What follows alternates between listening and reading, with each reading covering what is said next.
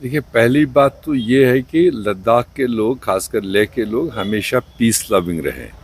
उन्होंने कभी भी हिंसा को रास्ता नहीं दिया है। मगर ये जो इंसिडेंट 2 दिन पहले हुआ है, ये दुनिया जानता है कि वहाँ पर एक अच्छा खासा जो एक्टिविस्ट ग्रुप था वो अनशन पर था। जो उनकी 6 साल से डिमांड्स है, उन डिमांड्स को दिल्ली को सुनवाने के लिए अनशन पर थे। और उसमें से कोई 2 लोगों की तबीयत ज़बरदस्त ख़राब हुई है, वो बिगड़ गई है। उसके बाद उन 2 लोगों की तबीयत को देखकर उनको हॉस्पिटल पहुंचाते पहुंचाते आवाम में ये, खासकर यूथ्स और स्टूडेंट्स में ये काफ़ी वो सिंपैथी बढ़ गई।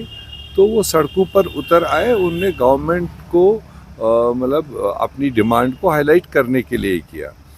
और मेरे ख्याल से ऐसी कोई नौबत नहीं थी कि पुलिस को रिटेलिएट करने की ज़रूरत पड़ती, फायरिंग करने की ज़रूरत पड़ती। आज तक कोई ऐसा इंसिडेंट, कोई ऐसा माहौल वहाँ बना ही नहीं। ये बेहतर तरीके से भी डील किया जा सकता था। और ऐसे में जो भी 4 लोगों की जान चली गई और 50 से ज़्यादा ज़ख्मी है, उसके बाद में पूरे लेह खत्ते में थोड़ा सा मतलब परेशानी है। और दूसरी तरफ से जो सरकार ने फिर एक फ़ोटो वायरल किया है और ये बताते हुए कि देखो जी, ये कांग्रेस का काउंसलर है, ये इंस्टिगेट करने में इनके पीछे था, वो कांग्रेस पार्टी ने और ख़ासकर उस काउंसलर ने क्लियर कट चैलेंज किया है कि नंबर एक तो वो फ़ोटो उसका है ही नहीं जो काउंसलर है। काउंसलर की इन्वॉल्वमेंट रही है क्योंकि जो 2 लोगों की तबीयत ख़राब हुई वो उसके क्लोज रिलेटिव रहे, वो खुद उसका पार्ट नहीं रहा है। मगर रिलेटिव होने के नाते जब हॉस्पिटल में वो चले गए, उसने उसमें इन्वॉल्वमेंट की है। मगर जो वायलेंस हुआ है उसमें कहीं पर भी किसी भी कांग्रेस वर्कर का इन्वॉल्वमेंट नहीं, क्योंकि कांग्रेस जो इनका ये जो एजुटेशन चल रहा है उसमें कांग्रेस का नुमाइंदा जो पहले था उसको पहले से ही उसने ऑप्ट किया था खुद ही कि मैं इसमें नहीं रहूँगा।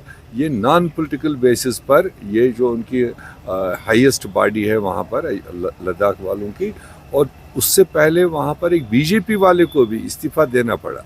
जब वो बीजेपी बनकर रोल प्ले कर रहा है, उसको बाहर किया, तो कांग्रेस के नुमाइंदे ने भी अपने आप को इस संस्था से बाहर किया है। इसलिए अब ये अपने इंसिडेंट को, इस तरह के मासूम लोगों के जिस तरह से जाने ली गई, मतलब फॉर नथिंग, अभी कोई ऐसी बात नहीं थी कि जिसमें गोलियां चलाने की ज़रूरत थी, अंधाधुंध गोलियां चलानी।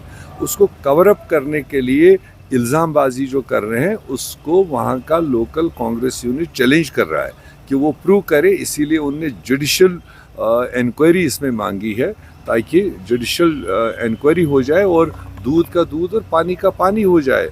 जो वो कवर अप करके कांग्रेस पर इल्ज़ाम, कांग्रेस के एक वर्कर पर इल्ज़ाम डाल रहे हैं, ये सरासर गलत है।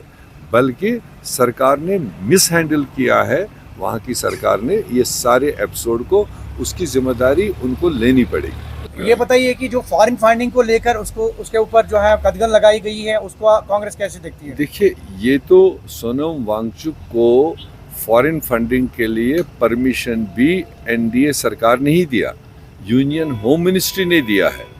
और अब इस एपिसोड के बाद में जबकि उसने खुद कहा, उसने अपील किया कि मुझे अरेस्ट करने से हो सकता है इस खत्ते में सिचुएशन ख़राब हो, मुझे खुला छोड़ने से, क्योंकि मैंने कभी हिंसा को मतलब प्रायोरिटी नहीं दी है, हमने पीसफुल तरीके से अपनी डिमांड्स को रखा है। अब ऐसे में चट भी मेरी और पट भी मेरी, उन्होंने ही परमिशन दिया भी है फॉरेन फंडिंग के लिए, और आज उस फॉरेन फंडिंग को बंद करके ऐसा शो कर रहे हैं कि जैसे पिछली सरकार ने अलाउ किया था और हमने बंद कर दिया। तो ये उनकी मिसहैंडलिंग है टोटल, लेह सिचुएशन को, लद्दाख सिचुएशन को टोटल मिसहैंडलिंग है। बेसिकली पूरा खित्ता वहाँ चाहता था कि अगर हमें यूटी मिला है, हमें पॉलिटिकली एम्पावरमेंट मिलनी चाहिए, हमें यूटी विद असेंबली चाहिए, हम अपने फैसले खुद कर सकें। वरना वहाँ का जो लद्दाख में पहले कश्मीरियों के ख़िलाफ़, जम्मू के ख़िलाफ़ आवाज़ रहती थी, अब तो पूरे हिंदुस्तान भर के लोग, यूटी बनने के बाद उनके लेफ्टिनेंट गवर्नर्स ने, दिल्ली के आकाओं ने, पूरे हिंदुस्तान भर के लोग वहाँ भर लिए हैं। जो उनकी ज़मीन है उस पर कब्ज़ा कर रहे हैं, जो उनके मतलब वहाँ पर कल्चरली जो उनकी एक प्रोटेक्शन थी उसमें इरोजन हो रहा है, उसको लेकर पूरा लद्दाख इस वक्त यूनाइट है कि हम हर हालत में यूटी विद असेंबली चाहिए और हमें 6 शेड्यूल में इनकॉर्पोरेशन